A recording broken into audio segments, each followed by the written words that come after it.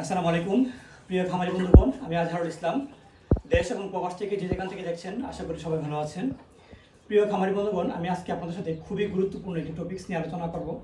সেটা হচ্ছে গবাদি পশুর এফএমডি ভ্যাকসিন নিয়ে। এই যে এফএমডি ভ্যাকসিনটা, এটা কিন্তু গবাদি পশু বা আপনার খামারের জন্য খুবই গুরুত্বপূর্ণ। বর্তমানে সারা বাংলাদেশে একত্রে এই যে এফএমডি যে ভাইরাসটা, এটা কিন্তু আপনার একটা মহামারী আকার ধারণ করেছে। বিশেষ করে যারা গবাদি পশু লালন পালন করে বা ছাগল লালন পালন করে, দেখা যায় যে এফএমডি আক্রান্ত হলে দেখা যায় একটা গরুর আক্রান্ত হলে দেখা যায় যে এই খামারে সবকটা গরু একসাথে আক্রান্ত হয়ে যায়। সেই ক্ষেত্রে আপনারা কী করবো, অনেকেই প্রশ্ন করে যাদের ভাই আমাদের খামারে আমরা এফএমডির জন্য বা গবাদি পশুর বাছা রোগের জন্য বা অনেক এই রোগটা বিভিন্ন জায়গার মধ্যে বিভিন্ন নামে পরিচিত। কোনো জায়গার মধ্যে FMD, foot and mouth disease, আর কোনো এলাকার মধ্যে থাকে আপনার বাত রোগ, বা আমাদের এলাকার মধ্যে বাত রোগ নামে চিনে, কোনোদিন তাপা খাড়া, এই জাতীয় বিভিন্ন বাংলাদেশের বিভিন্ন জায়গার মধ্যে বিভিন্ন নামে পরিচিত। আসলে প্রিয় ভিউয়ার, হয়তো আপনারা বুঝতে পারছেন যে এই রোগটা কী। এই যে এফএমডি রোগের লক্ষণ যদি আমি আপনাদের কাছে পরামর্শ দিই, দেখা যাবে যে একটা গরুর এফএমডি আক্রান্ত, এটার লক্ষণ হচ্ছে গবাদি পশুর শরীরে তাপমাত্রা থাকবে অধিক, প্রায় 6, 7, 8-এর দিকে তাপমাত্রা থাকবে। গবাদি পশুর শরীর মুখ দিয়ে অনবরত লালা পড়বে।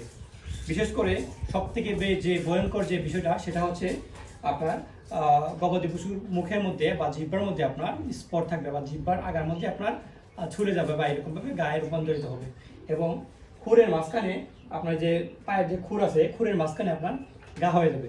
তখন আপনারা বুঝতে পারবেন যে আপনাদের গবাদি পশুগুলা এফএমডিতে বা বাত রোগে আক্রান্ত। এটা হচ্ছে একটা ভাইরাস রোগ। এটা হচ্ছে আপনার বাতাসের মাধ্যমে ছড়ায়, মশা মাছির মাধ্যমে ছড়ায়। পাশাপাশি যে কোনো এক ছোঁয়াচে রোগ, একটা গরুর আক্রান্ত হলে দেখা যাবে যে খামারের সবকটা গরু আক্রান্ত হয়ে যাবে। কাজেই প্রিয় ভিউয়ার্স, এই যে ভ্যাকসিনটা দেখতে পাচ্ছেন, এটা হচ্ছে আপনার একটি বেসরকারি ভ্যাকসিন। আপনারা যারা ধর্মবল, হরসপুর, চৌমুড়ি বা আমার আশেপাশে যারা আছেন, আপনারা চাইলে এই ভ্যাকসিনটা আপনাদের খামারে বা আপনাদের গবাদি পশুকে আপনার ভ্যাকসিনটা দিতে পারবেন। প্রিয় ভিউয়ার্স, এই যে ভ্যাকসিনটা দেখতে পাচ্ছেন, এখানে হচ্ছে আপনার 10 মিলি, এখানে হচ্ছে আপনার পাঁচটা গাভীকে দিতে পারবেন, বা 5টা বাছুর বা 5টা গরুকে দিতে পারবেন। প্রতিটা গবাদি পশুকে 2 মিলি করে আপনার চামড়ার নিচে দিতে হবে। হ্যাঁ, অবশ্যই যেন মাংসের মধ্যে না লাগে, সেই বিষয়ে খুবই সতর্ক থাকতে হবে। দেখা যায় যে মাংসের মধ্যে লাগে, এটা দেখা যায় পুরোপুরি বড় একটা ইফেক্ট আসে।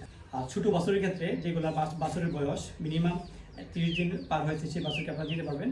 এবং গর্ভবতী গাভীর ক্ষেত্রে আপনারা চেষ্টা করবেন যে লাস্ট যে পিরিয়ডটা বা রিসেন্টলি ডেলিভারি হবে, সেই ক্ষেত্রে আপনারা একটু ভ্যাকসিনটা একটু না দেওয়ার চেষ্টা করবেন আর কি। যাই হোক প্রিয় ভিউয়ার্স, আমি এখন ভ্যাকসিনটা আমার খামারে একটা করবেন সবগুলা গাভীকে ভ্যাকসিনটা দিয়ে দেবো। ভ্যাকসিনটা কীভাবে দিতে হয়, অনেকেই আমার প্রশ্ন থাকে কীভাবে দিতে হয়, আমি সেই বিষয়টা আপনাকে দেখাবো। এই যে ভ্যাকসিনটা, এখানে 2 মিলি চামড়া নিচে আপনার দিতে হবে।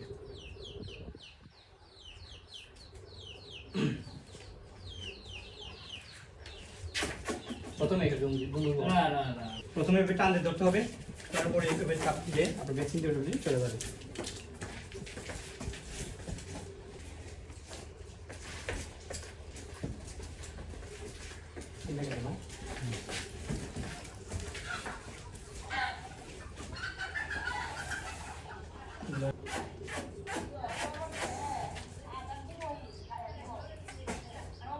সুন্দর করে দিয়ে না, সুন্দর